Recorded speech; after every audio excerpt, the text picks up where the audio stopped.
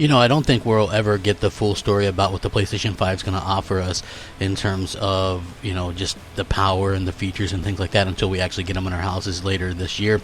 But I do think that, you know, more and more developers are coming out and kind of speaking about things that maybe we didn't think were possible before, or maybe that we weren't expecting.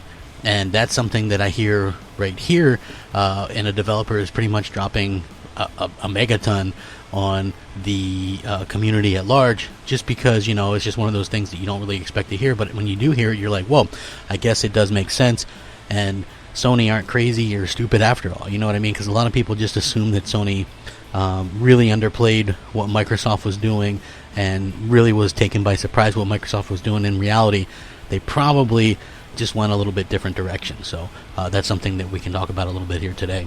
What's up, everybody? Crapgamer here with Crapgamer Reviews with another video, and I, of course, will link this so you guys can check it out.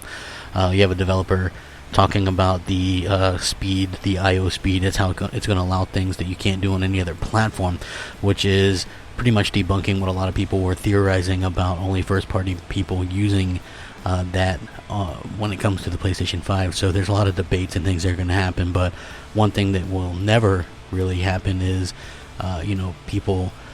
we'll see the console put out some incredible games. I mean, people kind of downplaying what the PlayStation 5 can do is kind of ridiculous at this point.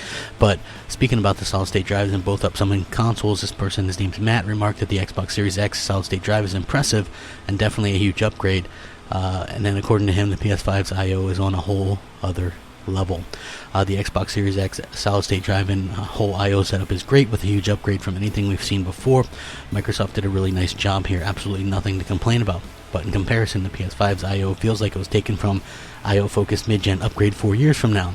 It is very simply on a whole other level. And yes, that allows for things you can't do on any other platform. He went on to add that the fact is that both consoles provide solid-state drives as a baseline should, regardless of the gap between the two, should nonetheless be a big advantage for developers and gamers. He said, and I quote, "But it's both consoles having a baseline solid-state drive that will allow game design on a whole to advance across platforms, and every game and every gamer will benefit from that." So, again, proving a lot of people wrong here, a lot of the, you know, the armchair developers and things like that. So it is nice to see that. And again, I've been saying this right along since we first heard about Sony's solid-state drive solution, that it was the best and fastest solution there was, and this confirms it. So there's none of that fanboy nonsense with this. There's going to be some incredible things on both, but again, this is something on a whole other level, and I can't wait to see how they use it and what it achieves. Let me know what you guys think. Stay safe, happy, healthy. Rack 'em up. Game on. Crapgamer out. Unscripted.